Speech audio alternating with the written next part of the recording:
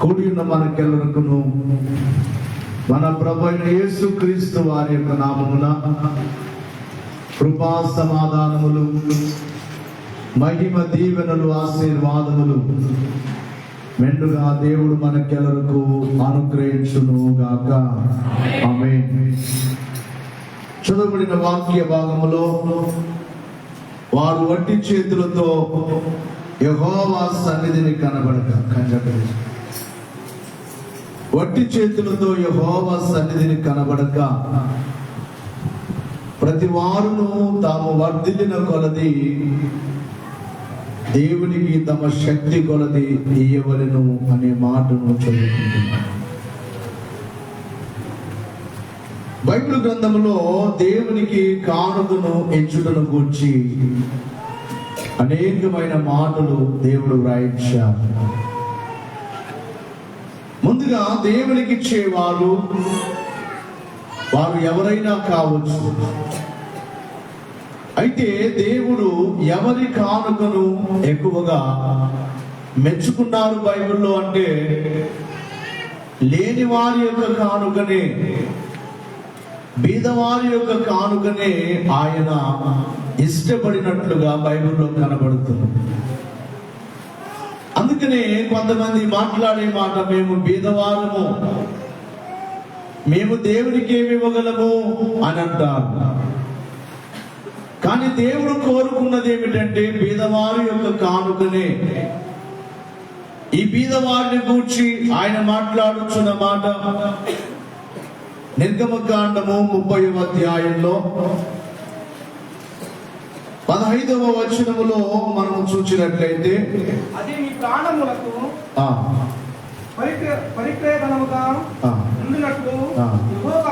యెహోవాకు అర్పణ ఇచ్చినప్పుడు ధనవంతుడు అరతులము కంటే ఎక్కువ ఇవ్వకూడదు, బీదవాడు ఎలా ఇవ్వకూడదట, తక్కువ ఇవ్వకూడదు. వినాలి. ధనవంతుడేమో ఇంత ఇవ్వమంటున్నాడు, బీదవాడునేమో మీరు తక్కువ ఇవ్వద్దు, ఎక్కువ ఇవ్వండి అంటున్నాడు. బీదవారేమి ఇవ్వగలరు? నిజముగా ధనవంతుల కంటే బీదవారే ఎక్కువ ఇవ్వగలరు, ఇచ్చినట్లుగా కూడా బైబిల్లో మనకు కనబడుతుంది. క్రొత్త నిబంధనలో మనకు ఒక బీద విధవరాలు అనే మాటను బట్టి చూసినట్లయితే ఆమె భర్త కూడా లేనిది. ఒక విధవరాలు అనగానే భర్త లేని ఒక స్త్రీ. భర్త లేని లోటు ఒకటైతే పేదరాలుగా ఉంది, బీదరాలుగా ఉంది, ఏమి లేని స్థితిలో ఆమె జీవిస్తూ ఉంది. అందుకే ఆమె దేవునికి ఎలాగిచ్చినది? మార్కు సువార్తలో 12వ అధ్యాయము 43వ వచనములో చూస్తే, ఒక బీద విధవరాలు వచ్చి 2 కాసులు వేయగా ఆయన తన శిష్యులను పిలిచి కానుక పెట్టెలో డబ్బులు వేసిన వారందరికంటే ఈ బీద విధవరాలు ఎక్కువగా వేసినని మీతో నిశ్చయముగా చూపుచున్నాను.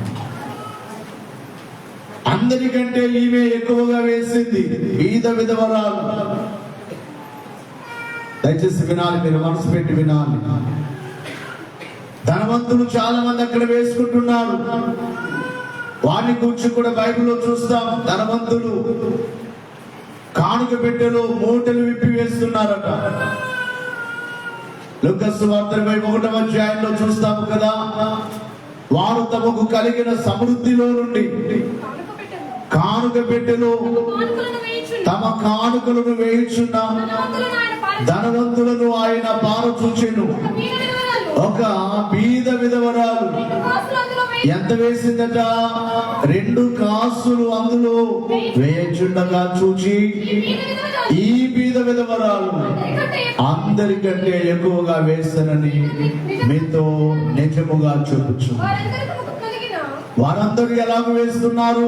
తమకు కలిగిన సమృద్ధిలో నుండి కానుకలు వేసిరి గాని ఈమె తన యొక్క లేమిలో తనకు కలిగిన జీవనమంతయు వేసనని వారితో చెప్పారు. వినాలి, దయచేసి వినాలి. వారందరూ తమకు కలిగిన సమృద్ధిలో నుండి వేస్తారు. కానీ బీద విధవరాలు ఎలాగ వేసింది? లేమిలో నుండి, తనకున్న కొద్దిలో ఉన్నది అదే.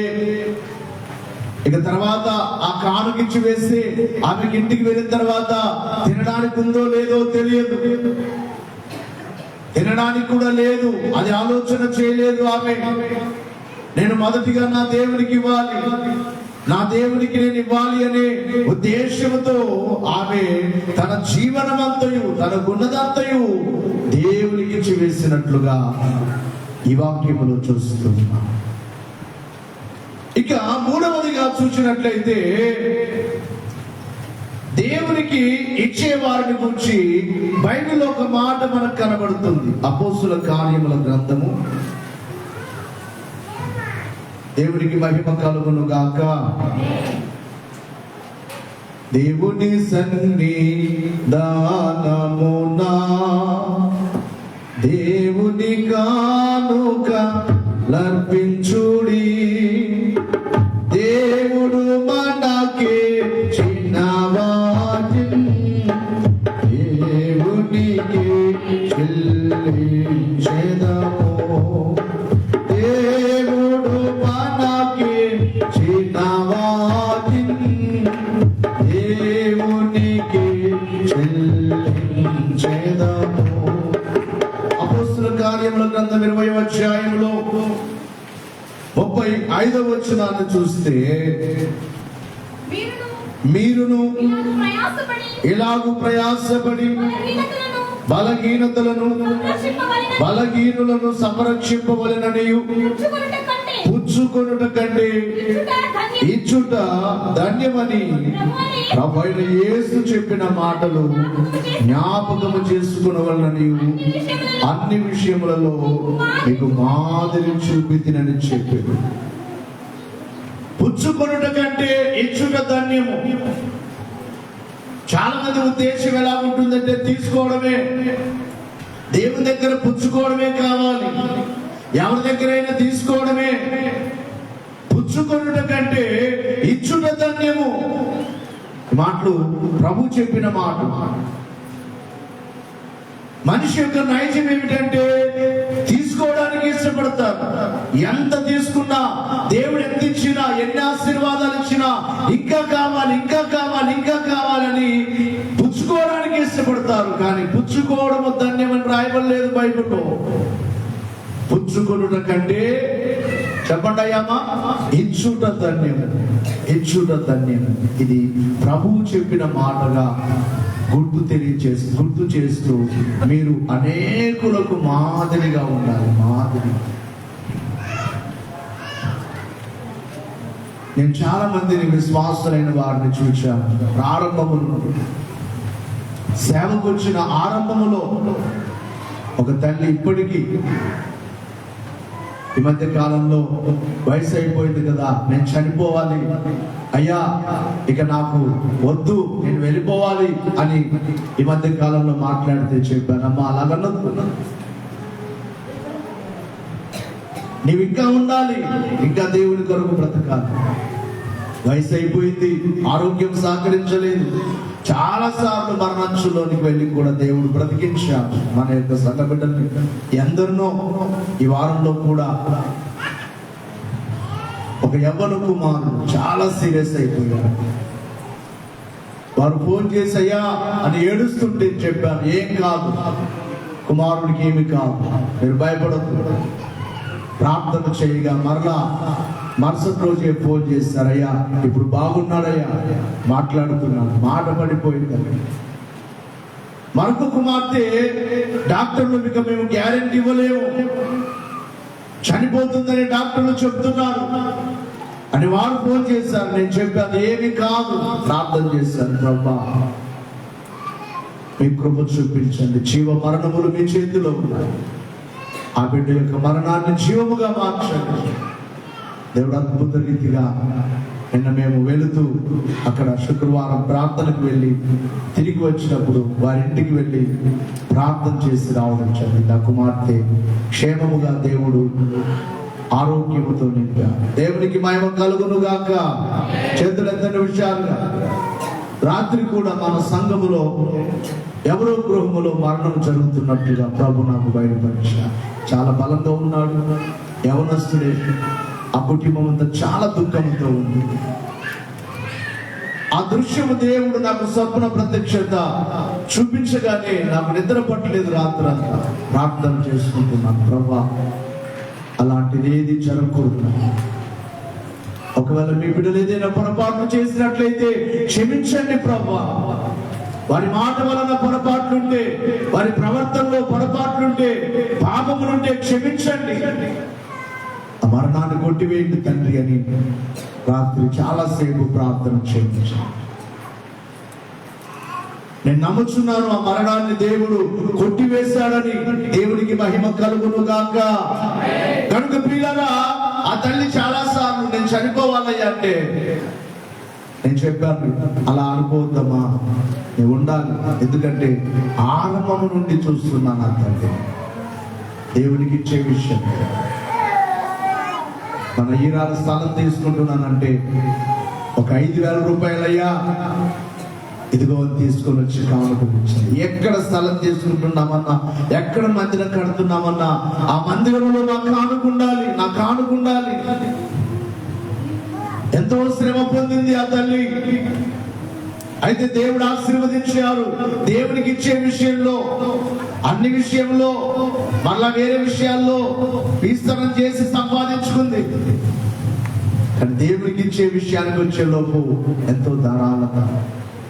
ఎందుకంటే బైబిల్ చెప్పుచున్న మాట ఏమిటంటే, పుచ్చుకొనుట కంటే, చెప్పండి అందరూ, ఇచ్చుట ధన్యము. పుచ్చుకోవడం కంటే ఇచ్చుటయే ధన్యము. ఈ మాట యేసు ప్రభు గుర్తు చేస్తున్నారు.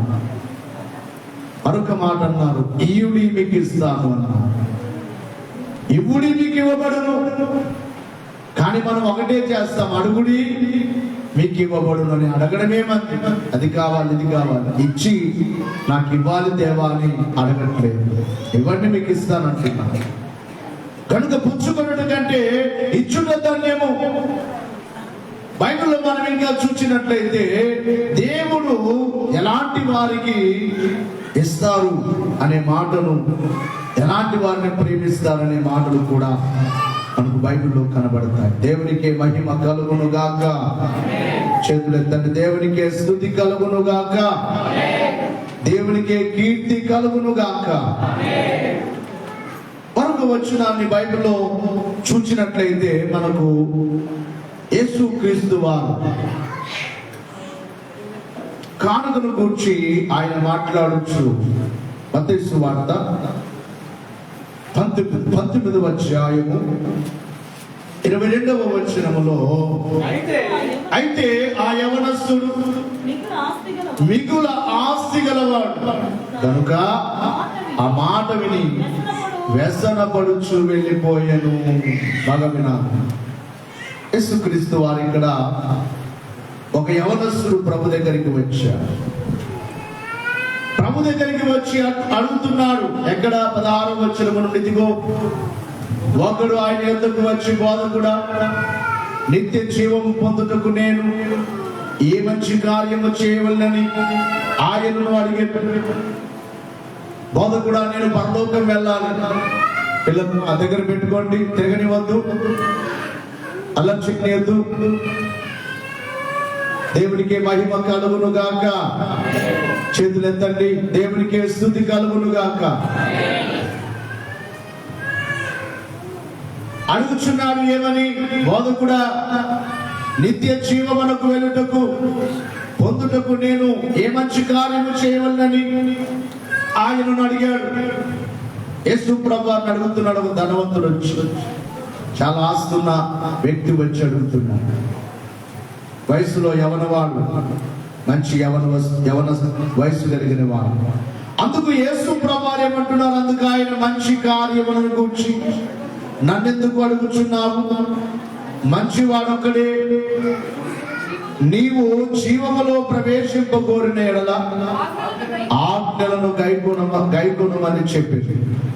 అతడు ఏ ఆజ్ఞలని ఆయనను అడుగగా, ప్రబంటున్నారు, ఆజ్ఞలు గుర్తు చేస్తున్నారు. నరహత్య చేయవద్దు, వ్యభిచరింపవద్దు, దొంగలింపవద్దు, అబద్ధ సాక్ష్యము పలకవద్దు, తల్లిదండ్రులను సన్మానింపుము, నిన్ను వలె నీ పొరుగు వారిని ప్రేమించవలెను అనునవి అని చెప్పాను.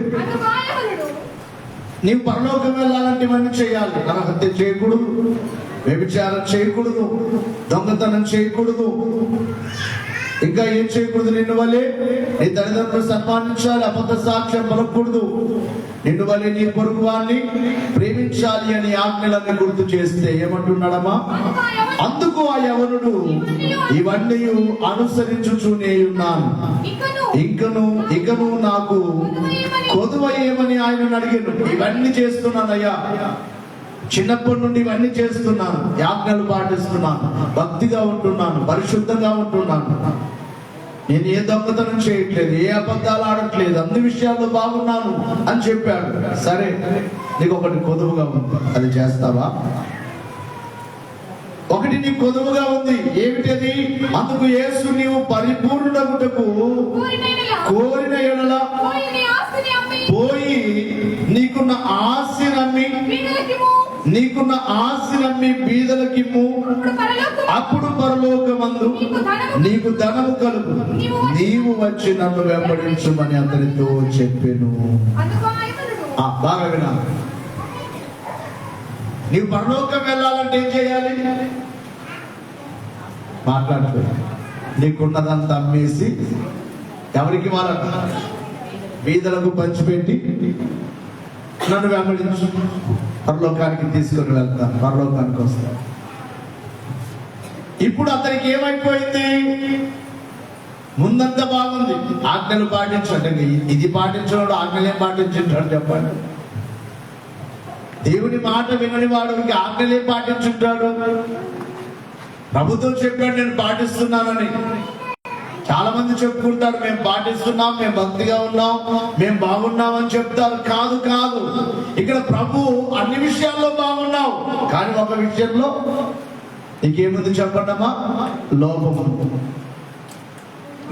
నీకున్నదంతా అన్ని బీదలకి ఇచ్చేసి వెంబడించు అనగానే వాడికి ఏమొచ్చిందట? అమ్మా, ఏం కలిగిందట? వ్యసనము కలిగిందట. బాధ వచ్చేసింది, కోపం వచ్చేసింది ప్రభువు. వ్యసన పడిపోయి, మిగులు ఆస్తి గలవాడు కనుక ఆ మాట విని వ్యసన పడిపోయి వెళ్ళిపోయాను. ఏమనుకుంటున్నాడు ఇప్పుడు? పరలోకమొద్దు చెప్పండి, మాట్లాడండి. యేసు ప్రభువొద్దు, పరలోకమొద్దు, ఇంకా నాస్తంతా వేయాలా, బీదలకు ఇవ్వాలా? ఏమిటి మాటలు? నాకొద్దు, పరలోకమే వద్దు అని వెళ్ళిపోతున్నాను, నరకానికే వెళ్ళిపోతున్నాను. ఈ మాటను ప్రభు గుర్తు చేస్తూ కింది మాట 23వ వచనములో అంటాడు, యేసు తన శిష్యులను చూచి, ధనవంతుడు పరలోక రాజ్యములో ప్రవేశించుట దుర్లభమని మీతో నిశ్చయముగా చెప్పుచున్నాను. ఇదియుగాక ధనవంతుడు పరలోక రాజ్యములో ప్రవేశించుట కంటే సూది మధ్యములో వంటె దూరుట సులభమని మీతో చెప్పుచున్నాను. దేవునికి మహిమ కలుగును గాక. ధనం ధనం ధనమని ధనములో పడిపోకుమా, ఒంటె సూది మధ్యములో దూరుట సులభం. ధనం ధనం ధనమని ధనములో పడిపోకుమా, ఒంటె సూది మధ్యములో దూరుట సులభం. ధనవంతుడు పరలోక రాజ్యములో ప్రవేశించుట ఎంతో దుర్లభం. ధనవంతుడు పరలోక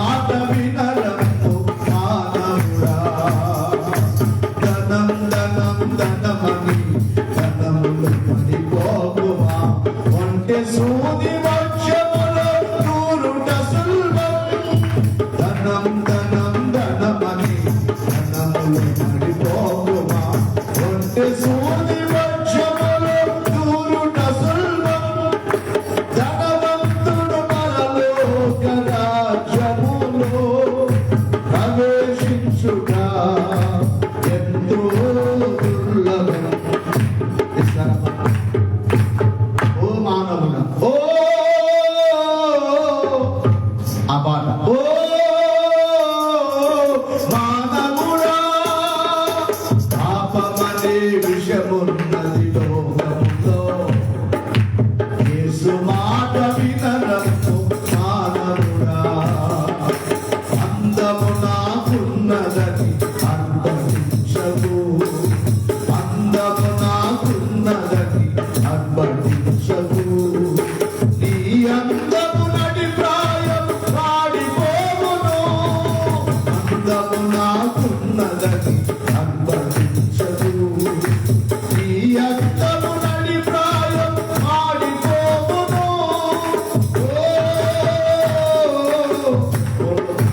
మానవుడా పాపమనే విషమున్నది లోకములో యేసు మాట వినరము మానవుడా. ఒంటె సూది మధ్యములో తోడడం సులభం. మిషన్ కుట్టేవాడు దారం చిన్న దారం సూది మధ్యంలో దాన్ని ఆ దారం అందులో దాన్ని ఎక్కించాలంటేనే ఎంత ప్రయాసపడతారు. ఇక్కడ ఏమంటున్నాడు ఒంటైనా సూది మధ్యంలో దూరిపోతుందట. మీకు అర్థమవుతుందా? ఒంటె సన్నగా ఉంటుందా? సూది మధ్యం పెద్దగా ఉంటుందా? ఒంటె పెద్దగా ఉంటుందా? అట్లా మీకు అర్థమవుతుందా? సూది మధ్యం ఎంత ఉంటుంది? కొంచెం ఉంటుంది. ఒంటె ఎంత ఉంటుంది? ఎంత పెద్ద ఉంటుంది? ఈ పెద్దగున్న ఒంటెనే సూది మధ్యంలో దూరిపోతుందట. కానీ భూలోకములో ధనాన్ని ప్రేమించిన వారు, ధనం మీద ఎక్కువ మక్కువ కలిగిన వారు, డబ్బు మీద ఎక్కువ మక్కువ కలిగిన వారు, ఆస్తి మీద ఎక్కువ మక్కువ కలిగిన వారు, పొలాల మీద ఎక్కువ మక్కువ కలిగిన వారు, ధనం మీద ఎక్కువ మక్కువ కలిగిన వారు, బంగారం మీద ఎక్కువ మక్కువ కలిగిన వారు పరలోక రాజ్యంలో ప్రవేశించుట దుర్లభము అని యేసు ప్రభు చెప్పుచున్నమాట. ధనవంతుడు దేవుని రాజ్యంలోనికి వెళ్ళలేడు. నీకున్నదంతయు ఇచ్చివేయమనగానే అతనికి బాధ కలిగింది. ఇప్పుడు కూడా మీకు ఎవరికైనా కానీ మీకున్నదంతా దేవునికి ఇవ్వండి అంటే ఎంత బాధ వస్తుంది? కానుకల పండుగలు అంటే చాలా మంది తప్పించేసుకున్నారు. కొన్ని దేవునికే సమర్పణ. నేను చెప్పాను, కానుక మీరు సమర్పించుకోకపోయినా రండి అన్నాను. వేరే రోజుల్లో పెడితే ఎవరు రారని ఆదివారమే పెట్టాం. సపరేట్ గా చేయాలి, మీ ఇష్టం. ఇంకా ఎవరు ఇవ్వకపోయినా దేవుని పని ఆగదు, దేవుని సేవ ఆగదు. దేవుడు పిలిచిన వాడు నమ్మదగిన వాడు. తన సేవకులు ఉపవాసం పెట్టడు, తన పని ఆపు చేసుకోడు, జరిగిపోతుంది. ఎంత ఇవ్వగలం దేవునికి? ఏమి ఇవ్వగలం? ప్రాణం ఇచ్చిన దేవుడికి, సిలువలో రక్తము కార్చిన దేవునికి, తన జీవితాన్ని మనకిచ్చి వేశాడే, తన ప్రాణమునే మనకిచ్చి వేశాడే, పరలోకాన్ని విడిచి భూలోకానికి వచ్చాడే. ఈ భూమి మీద ఏమీ ఆయన ఆశించకుండా తన జీవితం మానవుని కొరకు త్యాగం చేసిన యేసుకు ఇవ్వడానికి నీవెందుకు ఇబ్బంది పడుతున్నావు? అంతించేమంటున్నారా? నీ ఆస్తంతా అమ్మి ఇవ్వమంటున్నారా? ఇక్కడ యేసు ప్రభు ఏమన్నారు? నీకున్నదంతా అమ్మివేమన్నారు. ఆ మాట చెబితే ఇక దేవుడే మాకొద్దని ఆ వ్యక్తి అనుకున్నట్లుగానే అనుకుంటారేమో చాలా మంది. మాకు దేవుడే వద్దు, మందిరమే వద్దు, ప్రార్థనే వద్దు. అలాగే వెళ్ళిపోయాడు కదా యేసు ప్రభు. ఆ మాట చెప్పగానే ఉన్నాడా అక్కడ? మాట్లాడలేదు. ఉన్నాడా? వెళ్ళిపోయాడా? వ్యసన పడుకుంటూ వెళ్ళిపోయాడు. ఏంటినా నాకున్నదంతా ఇచ్చివేయమంటాడు? వద్దయ్యో, ఈ పరలోకం వద్దని వెళ్ళిపోయాడు. కనుక ప్రియులారా, మీ అందరికీ చెప్పే మాట, దేని మీద నీ యొక్క ఆశ పడుతున్నావు? ఎందరో ఈ లోకములో ధనం నీకున్నది దేవునికి ఇవ్వడం నేర్చుకో. ఇక దేవుని యొక్క వాక్యంలో చివరిగా చూసినట్లయితే దేవుడు ఎవరిని ఆశీర్వదిస్తానంటున్నాడంటే ఉత్సాహముగా ఇచ్చేవారు. ఎవరిని చెప్పండి? ఉత్సాహముగా ఇచ్చేవారు. దేవునికి ఇచ్చేవారు ఎలాగ ఇవ్వాలంట? ఉత్సాహముగా, సంతోషముగా. ఎంతమంది దేవునికి సంతోషంగా ఇవ్వగలరు? కొరింథీ 2వ పత్రికలో 9వ అధ్యాయం 7వ వచనములో రాయబడిన మాట, సనుగు కొనకయు బలవంతముగా కాకయు ప్రతివాడును తన హృదయములో నిశ్చయించుకొనిన ప్రకారం ఇయ్యవలెను. దేవుడు ఉత్సాహముగా ఇచ్చు వారిని ప్రేమించును. బలవంతంగా వద్దు, సనుక్కుంటూ వద్దు దేవునికి ఇచ్చేది. దేవుడు ఎవరిని ప్రేమిస్తానంటున్నాడు అంటే ఉత్సాహముగా ఇచ్చు వారిని, సంతోషముగా దేవునికి ఇవ్వాలి, సంతోషముగా దేవుని సన్నిధికి రావాలి, సంతోషముగా దేవుని పని చేయాలి. విసుక్కుంటూ పని చేయకూడదు, విసుక్కుంటూ దేవునికి ఇవ్వకూడదు, విసుక్కుంటూ దేవుని సన్నిధికి రాకూడదు.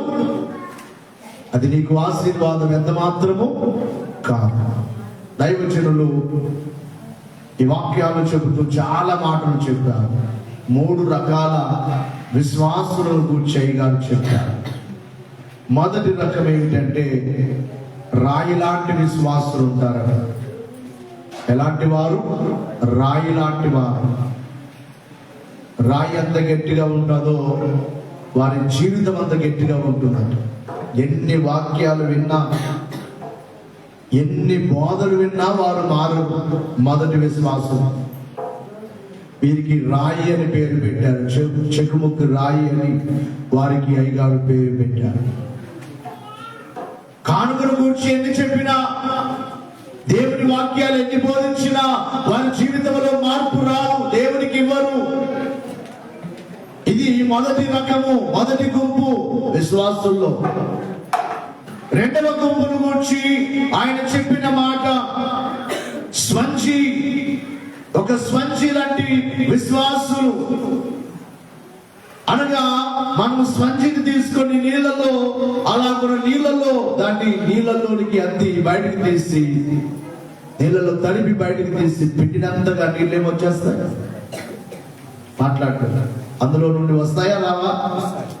కొంతమంది విశ్వాసులు అంటే రెండవ రకం విశ్వాసులు దేవుని వాక్యము విన్న కొలది దేవునికి ఇస్తూనే ఉంటారు. స్వంజి లాంటి విశ్వాసం. వినే కొలది దేవునికి ఇవ్వాలి, మేము ఇంకా ఇవ్వాలి, ఎత్తించిన తక్కువ అని వాక్యము చేత పిండబడే కొలది, వాక్యము చేత వారు వాక్యము చేత హెచ్చరింపబడే కొలది దేవునికి ఇవ్వడానికి ఇష్టపడతారు. స్వంజి లాంటి విశ్వాసం. ఇక 3వ రకమును కూర్చి అయ్యగారు తెలియచేస్తూ తేనె పట్టు అన్నారు. ఎవరట? తేనె పట్టు. తేనె, మీ అందరికి తేనె తెలుసా? నిజంగా ఎంత ప్రయాసపడతాయో తేనెటీగలు. అంతగా ప్రయాసపడిన తేనె అవి దాదాపుగా ఒక 3 నెలలేమో, ఒక 3 నెలల వరకు అవి అక్కడ ఉండి అవి పొదిగించి ఆ తేనె అంతా రెడీ చేసిన తర్వాత మనం ఏం చేస్తాం? సాధారణంగా తేనె తీసుకునేవారు, తెలివైన వారు అయితే ఏం చేస్తారంటే కింద భాగాన్ని కట్ చేయడం. నేను కూడా చాలా తేనెలు మా ఊర్లో ఉన్నప్పుడు పొలాలు కనుక చాలా తేనెలు తీసిన అనుభవం నాకుంది. పొగబెట్టి తీయడం. కొన్ని తేనెలు ఉంటాయి, ఎర్ర తేనీగలు. ఈ ఎర్ర తేనీగలు ఎక్కడ పెడతాయంటే తేనె బండకు పెడతాయి. అవునా? ఎక్కడ పెడతాయి? బండకు పెడతాయి. మీరు అన్ని కూడా ఫోన్లలో చూసుకోవాల్సిందే. మేమన్నీ డైరెక్ట్గా చూసిన వాళ్ళం, డైరెక్ట్గా చూసి వచ్చాము. ఆ బండలు అరలను పెట్టేస్తాయి, ఎంత లోపలికి పెట్టింటాయో. అది మనం తీసుకోవాలంటే మామూలు వదిలిపెట్టవాలి. ఈ మామూలు తేనె తీగలైతే మనం వాటిని ఏమైనా చేస్తే ఆ పొగ పెట్టేస్తే వెళ్ళిపోతాయి అవన్నీ. ఈ ఎర్ర తేనీగలు మాత్రం నువ్వు పొగబెట్టినా ఇచ్చిపెట్టావు. ఇంకొక తేనెటీగలు ఉంటాయి, పెద్ద తేనీగలు ఉంటాయి, ఇంతలా ఉంటాయి, పెద్ద పెద్ద చెట్లకు పెట్టుంటాయి చూడండి, చాలా ఇంత సైజులో పెట్టుంటాయి. ఇక వాటి జోలికి వెళ్ళడం అంటే ప్రాణం మీదకి తెచ్చుకున్నట్లే. చాలా మందిని చూస్తుంటాం, ఆ తేనెటీగలు కుట్టి చచ్చిపోయిన వారు కూడా ఉన్నారు. అవి వచ్చాయంటే చచ్చే వరకు ఇచ్చిపెట్టవు మనుషులు, వాటిని కూడా వదిలిపెట్టరు మనుషులు. తీసుకుంటారా తీసుకోరా, అంత తేనె తీసుకుంటారు. తెలివైన వారు ఏం చేస్తారంటే పై భాగాన్ని మాత్రమే, తేనె ఉంటుంది కదా అదొక్కటి తీసుకుని కింది భాగాన్ని అలాగే పెడితే అది మరలా ఒక నెలకు మరలా రెడీ చేసుకుంటాయి తేనె. కనుక కొంతమంది విశ్వాసులట ఇవ్వడమే తెలుసు వారికి. తేనెటీగలు ఎలాగైతే కష్టపడి కష్టపడి కష్టపడి ఆ కష్టమంతా ఎవరో తీసుకుని వెళ్తారు చూడండి, మనుషులైన వారు తీసుకుని వెళ్తారు చూడండి. అలాగే దేవుని సన్నిధిలో కష్టపడి పనిచేసి దేవునికి ఎక్కువ ఇవ్వడమే తెలుసు కొంతమంది విశ్వాసులు. ఎంత ఇచ్చినా మేము ఇంత ఇచ్చామని అనుకోకుండా ఇంకా ఇవ్వాలి మా దేవుడు, ఆయన నా కోసం ప్రాణం ఇచ్చాడు అని. కాబట్టి ఇక్కడ అయ్యగారు చెబుతున్నారు, తేనె పట్టు ఇవ్వడములో ఆనందించువారు. ఎవరట వీరు? ఇవ్వడములోనే ఆనందించువారు, ఉత్సాహముగా ఇచ్చువారు దేవుడు దీవించు. తేనెటీగలు ఎలాగైతే తేనెను ఇవ్వడంలో అవి ఎలాగైనా సంతోషముగా తేనె పెట్టి ఆ తేనె పట్టునిస్తాయో మనకు విశ్వాసులు కూడా అలాగే ఇవ్వడంలోనే ఆనందించేవారు. చివరిగా మీ అందరికీ చెప్పే మాట, ఒకసారి అందరు లేచి నిలబడదాం. ఒక రోజున ఒక దైవ సేవకుడు దేవుని వాక్యం చెబుతున్నాడు. దేవుని వాక్యం చెబుతూ ఉండగా ఒక యవన బిడ్డ ఆ మాటలు వింటుంది. అయ్యగారు అన్నారు, మీరు దేవుడికి ఏమి ఇవ్వగలరు? దేవుడు మీకు ఎంతో ఇచ్చారు, మీరు ఏమి ఇవ్వగలరు? ప్రాణం ఇచ్చారు, ఏమి ఇవ్వగలరు? ఇదిగో దేవుని మందిరం కడుతున్నాం, మీరేం తెస్తారు అని అంటే అందరూ వారు వారి శక్తి కొలది తెచ్చి అయ్యగారికి సేవకుని కానుకిస్తున్నారు. ఒక యవన బిడ్డ, 2 కాళ్ళు లేవు, కర్రలు పట్టుకొని నిలబడాలి, కర్రలతో నడవాలి. ఈ రోజుల్లో అయితే ప్రభుత్వం వారు అలాగూ కాళ్ళు లేని వారికి బండ్లు ఇస్తున్నారు, మోటార్ సైకిల్ కూడా వారు తీసుకుని అందులో ప్రయాణం చేయగలుగుతున్నారు. కొద్ది దినాలు మనం వెనక్కి వెళితే ఆ దినాల్లో 2 కాళ్ళు లేని వారు ఏం చేసేవారు చెప్పండి అయ్యామా? వారికి ఏముండేవి? 2 కర్రలు ఉండేవి. ఈ కర్రలతో నడిచేవారు. 2 కర్రలు సంకల్లో వేసుకొని ఆ కర్రలు పట్టుకొని నడిచేవారు. ఈ కుమార్తె 2 కర్రలు ఉన్నాయి అమ్మాయి దగ్గర, ఇంకేమీ లేదు. ముందుకు నడుచుకుంటూ వచ్చింది పాస్టర్ అయ్య దగ్గరికి. అయ్యా ఈ కర్రలు తీసుకోయ్యా అంటుంది. ఎందుకమ్మా?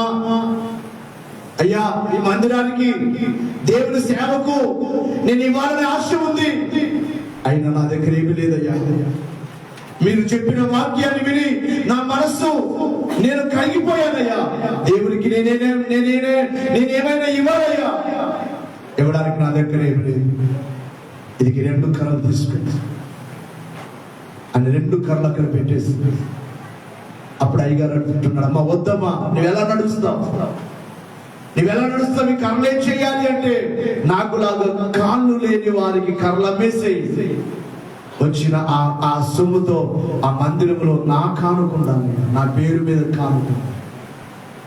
ఆ 2 కాళ్ళకున్న ఆ కర్రలు అక్కడ ఇచ్చివేసి ఆ కుమార్తె తాకుతూ వెళ్ళిపోయిందంటే ఆ సాక్ష్యాన్ని ఆ దైవ సేవకుడు తెలియజేస్తూ ఈమెకి ఎంతటి సమర్పణ ఉన్నది అని సాక్ష్యం తెలియజేస్తుంది. దేవుడు నీకు పని చేసుకోవడానికి కాళ్ళు ఇచ్చాడే, చేతులు ఇచ్చాడే, ఆరోగ్యం ఇచ్చాడే, నీవేమి ఇవ్వగలుగుతున్నావు? దేవుని సేవ కొరకు, దేవుని రాజ్య వృద్ధి కొరకు నీవేం చేయగలుగుతున్నావు? ఒకసారి పరీక్ష చేసుకో. మరలా మీకు చెప్తూనే ఉంటాను, ఇచ్చిన వారు నష్టపోయినట్లుగా చరిత్రలో ఎక్కడా లేదు, బైబిల్లో ఎక్కడా లేదు.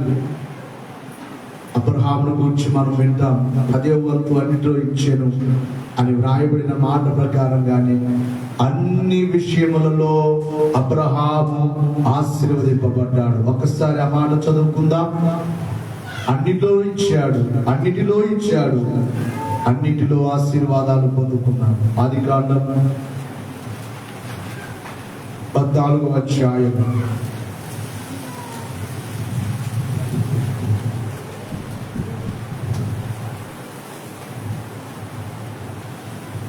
18వ వచనం 14:18. మరియు షాలేము రాజైన మెల్కీసెదెకు రొట్టెను ద్రాక్షారసము తీసుకుని వచ్చెను. అతడు సర్వోన్నతుడు, దేవునికి యాజకుడు. అప్పుడు అతడు అబ్రహామును ఆశీర్వదించి ఆకాశమునకును భూమికిని సృష్టికర్తయును సర్వోన్నతుడునైన దేవుని వలన అబ్రహాము ఆశీర్వదింపబడుగాక అని నీ శత్రువులను నీ చేతికి అప్పగించిన సర్వోన్నతుడు దేవుడు స్తుతింపబడుగాక అని చెప్పాను. అప్పుడు అతడు అన్నిటిలో ఇతనికి అనగా షాలేము రాజుకు ప్రభువైన యేసుక్రీస్తు వారికి సమాధానకర్త అయిన యేసుక్రీస్తు వారికి ఏమిచ్చాడట? అబ్రహాము 10వ వంతు ఇచ్చాను. మిమ్మల్ని ఆస్తంత ఇవ్వమనట్లేదు దేవుడు, కనీసం 10వ వంతు ఇస్తున్నావా? ఒకసారి పరీక్ష చేసుకుని ప్రతి నెల వచ్చేవారు సంస్కారం వారు ప్రతి నెల నువ్వు దశంభాగం చేత పట్టుకొని దేవుని సన్నిధిలో నిలబడాలి. అన్నిటిలో ఇచ్చాడట. అన్నిటిలో అంటే ఇక తను తినే దాంట్లో, తన యొక్క ఆస్తిలో, తన యొక్క ధాన్యములో, తనకున్న గొర్రెలలో, పశువులలో, టోటల్గా అన్నిటిలో అంటే అన్ని వచ్చేస్తాయి. అన్నిటిలో ఇచ్చేస్తాడు. మరి దేవుడు కూడా రిటర్న్ గా అబ్రహామును కూడా అన్నిటిలో దీవించాడట. బాగా ఈ మాట, ఈ 2 మాటలు మనం ఒకసారి చూద్దాం. 24వ అధ్యాయం ఆదికాండం 1వ వచనం. అబ్రహాము బహుకాలము గడిచిన వృద్ధుడయుండెను. ఇక్కడ బాగా వినాలి, అక్కడ అన్నిటిలో ఇచ్చాడు. 14వ అధ్యాయంలో దేవునికి అన్నిటిలో ఇచ్చాడు. 24వ అధ్యాయంలో దేవుడు ఏం చేశాడట? అబ్రహామును అన్ని విషయములలోనూ యెహోవా అబ్రహామును ఆశీర్వదించెను. చెప్పకూడదా? ఎన్ని విషయాల్లో మాట్లాడలేదు, అన్ని విషయములలో. కాబట్టి ఇవ్వడం ద్వారా నష్టపోయిన వారు బైబిల్లో ఎవరు లేరు, చరిత్రలో ఎవరు లేరు. మరలా మీకు గుర్తు చేస్తూ, యవనస్తులైన వారికి ముఖ్యము, యవన కుమారులు కుమార్తెలు ఒక పట్టుదల మీలోనికి రావాలి. విలియం కోల్గేట్ పేస్ట్ మనం ఎరుగుదు. ఆయన పేరు విలియం. ఆయన కనిపెట్టిన కోల్గేట్ పేస్ట్ను బట్టి విలియం కోల్గేట్ అని పిలువబడుచున్న ఈ విలియం కోల్గేట్ ఒక రోజున నిరుపేదవాడు. మీరు మరలా విన్నా కూడా గుర్తు చేసుకోండి. మరొకసారి గుర్తు చేసుకోవడం అది దేవుడికి మహిమ. చాలా పేదవాడు, ఇంట్లో తినడానికి కూడా భోజనం లేదు. తల్లిదండ్రులు చాలా శ్రమ పడుతున్నారు. అందుకే పిల్లలు, ఎవరి బిడ్డలు, మీ తల్లిదండ్రుల కష్టాన్ని మీరు ఎప్పుడు చూస్తూ ఉంటారు. చూసినప్పుడే మీరు శక్తి తెచ్చుకోగలరు. చూసినప్పుడే మీరు కూడా కష్టపడే ఆ యొక్క అనుభవం మీకు వస్తుంది. మా తల్లిదండ్రులు కష్టపడతారు, మేము తింటాం, అది మంచి బుద్ధి కాదు. తల్లిదండ్రులు పోయారనుకోండి, అప్పుడు ఏం చేయాలి?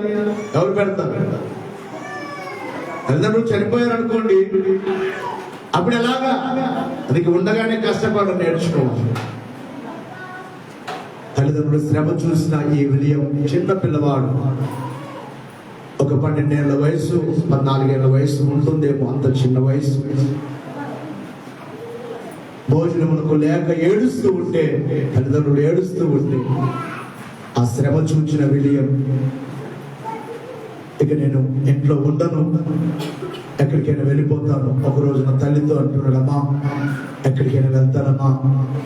ఎందుకు నాయనా, నేను కూడా పని చేస్తాను, ఏదో కొంత డబ్బు సంపాదిస్తాను, మీ కష్టం నేను చూడలేకపోతున్నాను, నేను వెళ్తానమ్మా, వెళ్ళి నేను కొంత సొమ్ము సంపాదిస్తాను, పని చేస్తాను.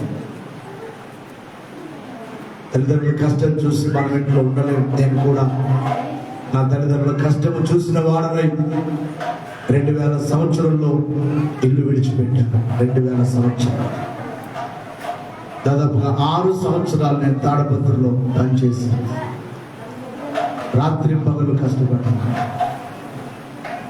ఈరోజు నన్ను మాట్లాడుతున్న మాటలకు ఒక్కోసారి నాకు దుఃఖం వచ్చేస్తుంది. నీవేం కష్టపడ్డావు?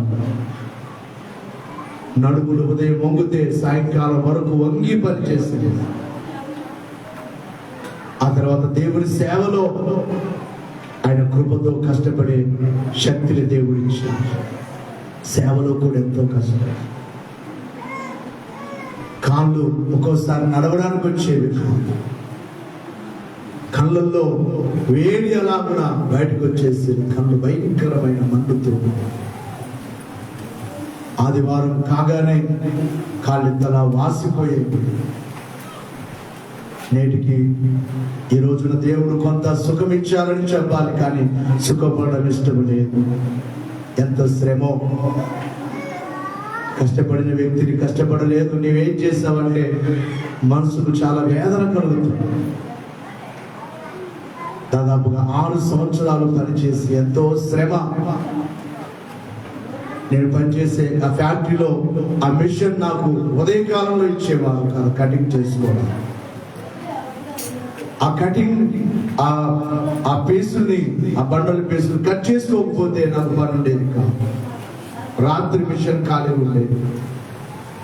రాత్రులు వెళ్ళి అక్కడ దయ్యాలు తిరుగుతున్నాయంటే కూడా లాస్ట్ లో ఉంటుంది ఫ్యాక్టరీ. పాటలు పాడుకుంటూ దేవుని స్తుతిస్తూ ఎన్నో రాత్రులు పనిచేస్తాను. మీలో ఉన్న ఎవరి బిడ్డలైన వారికి మీరు కష్టపడాలనే ఉద్దేశంతో నేను చెప్తున్నాను. నేను గొప్పవాడిని నేను చెప్పుకోలేదు. తల్లిదండ్రుల శ్రమ గుర్తించిన వారు కష్టపడే స్వభావాన్ని నేర్చుకుంటున్నారు. ఈ విలియం ఆ రీతిగా తాను బయలుదేరాడు. బయటికి ఎక్కడికి వెళ్ళాలో తెలియదు. ఇంట్లో నుండి బయటికి వెళ్ళిన తర్వాత మన ఇంటిలో ఉన్న వసతులు ఉండాలంటే ఉండవు. అవును, అది నా జీవితంలో నేను అనుభవించాను. ఇంటిలో ఉన్న సమృద్ధి, ఇంటిలో ఉన్న పరిస్థితి, మనం ఒక్కసారి బయటికి వెళ్ళిన తర్వాత ఎన్ని బాధలు పడాలో, ఎన్ని శ్రమలు పడ్డాలో, ఒక్కోసారి తినడానికి కూడా లేని పరిస్థితులు కలుగుతాయి. మంచి నీళ్లు త్రాగి ఉన్న సందర్భాలు ఎన్నో. నీళ్ళే కడుపు నింపుకొని ఉన్న పరిస్థితులు ఎన్నో బయటికి వెళ్ళిన తర్వాత ఉంటాయి. ఈ విలియం బయలుదేరాడు, కానీ ఎక్కడికి వెళ్ళాలో తెలియట్లేదు. ఒక వాడలో ప్రయాణం చేస్తున్నాడు. నాకులాగా ఒక దైవ సేవకుడు ఎదురుగా కూర్చుని ఆ బాబును గమనిస్తున్నాను. ఎవరో ఈ బాబు ఎక్కడికో వెళుతున్నాడు. ఏమో ఇంట్లో తల్లిదండ్రుల మీద బాధపడి వెళ్తున్నాడో, లేకపోతే గొడవపడి వెళ్తున్నాడో అని చెప్పి పలకరిద్దాం అని దైవ సేవకుడు, బాబు ఎవరు నువ్వు, ఏ ఊరు, నీ పేరేంటి అని అడిగితే చెప్తున్నాడు, నా పేరు విలియం. అయ్యా నన్ను అందరూ విల్లి అంటారు అని ముద్దుగా మాట్లాడుతున్నాడు. మరి ఎక్కడికి వెళ్తున్నావు చెప్పాడు. నా తల్లిదండ్రులు చాలా శ్రమ పడుతున్నారు. నా తల్లిదండ్రులకు చాలా ఇబ్బందుల్లో ఉన్నారు, శ్రమలో ఉన్నారు, పేదరికం, తినడానికి ఏం లేదు నాకు. అందుకే నేను ఏదో పని చేసుకుందామని వెళ్తాను. ఎక్కడికి వెళ్తావు నాయనా? ఎక్కడికి వెళ్ళాలో తెలియదు, వెళ్తానయ్యా అని ఇద్దరులా ఓడలో మాట్లాడుతూ ప్రయాణం చేస్తారు. ఆ ఒడ్డులో, సముద్ర ఒడ్డున దిగారు. దిగ్గానే దైవ సేవకుడు అంటున్నాడు, ప్రార్థన చేసుకుందాం, మోకరించు అని మోకాళ్ళ మీద పెట్టి ప్రార్థన చేసి అంటున్నాడు, అబ్బాయి విలియం, నీకు ఒక మాట చెప్తాను, చేస్తావా? చెప్పండి అయ్యా, మీరు దైవ సేవకులు, మీ మాట ఏదైనా నేను వింటాను, మీ 3 పనులు చేయాలైనా అన్నాడు. ఏంటయ్యా? మొదటి పని, ప్రతి ఆదివారం నీకెన్ని పనులున్నా ఆదివారం ఎవరి సన్నిధిలో గడుపు. మాట్లాడలేదు. ఆదివారం ఎక్కడికి రావాలి?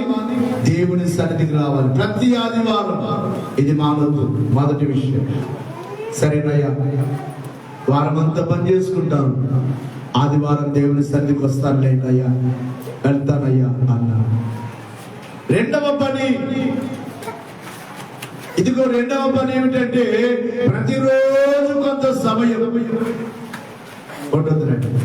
ప్రతిరోజు కొంత సమయము దేవునికి ఇవ్వు. 1 గంట సమయం దేవునికి ఇవ్వు. ఎవరు కుమారులైన వారు ఈ వయసులో మీరు మోకరించగలరు. అందుకే పిల్లలకు కూడా మనం చెప్పారు, నేను 1 గంట సేపు మోకరించాను. రోజుకు 1 గంట మోకరించండి. వయసు అయిపోయిన తర్వాత మోకరించాలని ఆశ ఉన్నా మోకరించలేవు. దేవుడు బలం ఇచ్చారు, మోకరించండి. 1 గంట దేవునికి సమయం ఇవ్వండి. రోజంతా నీకే సమయం తీసుకుంటున్నావు కదా, నీ పనులకు సమయం తీసుకుంటున్నావు కదా, కష్టపడుతున్నావు, మంచిదే, కష్టపడండి. చదువుకునే పిల్లలు రోజు వారి యొక్క చదువు చూస్తుంటే బాధేస్తుంది. మధ్య ఇంటికి వచ్చినప్పుడు కూడా రెస్ట్ లేదు. రాత్రి 10 అయినా ఇంకా రాసుకోవడం, చదువుకోవడమే ఉంది. చదువుతున్నారు, మంచిదే, కానీ దేవునికి 1 గంట సమయం ఇచ్చి, నేను అంటాను, ఒకవేళ స్కూల్కి వెళ్ళించిన తర్వాత ఫస్ట్ ప్రార్థన చేసుకున్న తర్వాత చదువుకో, ఫస్ట్ బైబిల్ చదువుకున్న తర్వాత చదువుకోండి. ఎంత బాగుంటుంది మీ జీవితం. ఈ విలియంకు దైవ సేవకుడు చెప్పిన మాట. రెండవ మాట ఏమిటంటే ప్రతి రోజు దేవునికి కొంత సమయము ఇవ్వాలి. ఇక మూడవ మాట ఏమిటంటే నీకు దేవుడిచ్చిన సంపాదనలో 10వ భాగము ఎవరి సొమ్ము? దేవుని సొమ్ము. అది దేవునికే చెందాలి అని ఈ 3 మాటలు చెప్పారు. ఈ విలియం ఈ 3 మాటలు అనుసరించాడు. ప్రతి ఆదివారం ఆరాధనకు వెళుతున్నాడు, ప్రతిరోజు ప్రార్థన చేసుకుంటున్నాడు. మొదటిగా ఒక సబ్బుల ఫ్యాక్టరీలో సబ్బులు ప్యాక్ చేయడానికి అని ప్రారంభించాడు. కొంత కూలి వస్తుంటే, జీతం వస్తుంటే అందులో 10వ భాగం తెస్తున్నాడు. కొంతకాలానికి దేవుడు ఆయనకు ప్రేరేపణించి ఆ కోల్గేట్ పేస్ట్ ఆ కంపెనీ కనిపెట్టే ఒక పెద్ద ఓనరుగా దేవుడు మార్చివేసి ఆ కంపెనీలో వచ్చే దాంట్లో 10వ భాగం ఇచ్చాడు. ఇంకా దేవుడికి ఆశీర్వదిస్తే కొంతకాలానికి సగభాగం దేవునికి, సగభాగం ఆయన తీసుకున్నాడు. చివరికి కంపెనీకి 10వ భాగం తీసుకుంటూ 90 భాగం దేవునికి ఇచ్చేస్తారట కంపెనీ వారు. చెప్పండి కొడదాం, దేవునికి మహిమ కలుగుతుందా. ఇచ్చిన వారు నష్టపోయినట్లుగా ఎవరు లేరు. ఇవ్వడం నేర్చుకోండి, తద్వారా దీవెనలు పొందండి. 3 మాటలు. దేవుని సన్నిధి మానొద్దు, వచ్చే వారం సంస్కార వారం మానొద్దు, ప్రతి ఆదివారం మానొద్దు. భయంకరమైన దినాల్లో ఉన్నాం, మరణములు ఎక్కువగా జరుగుతూ ఉన్నాయి. మీకు ఇందాక చెప్పినట్లుగా ఆ కీడు ఎవరికో స్పష్టముగా ఆ రూపము కనబడలేదు, కానీ మీరు జాగ్రత్తగా ఉండండి, దేవునిలో ఉండండి, భక్తిగా ఉండండి, ప్రార్థన మానొద్దు, దేవుని కొరకు జీవించండి. దైవాశిష్యులు కలుగును కాక. ఆమేన్. మోకరిద్దాం, కళ్ళు మూసుకుందాం. నీ ధనము నీ ఘనము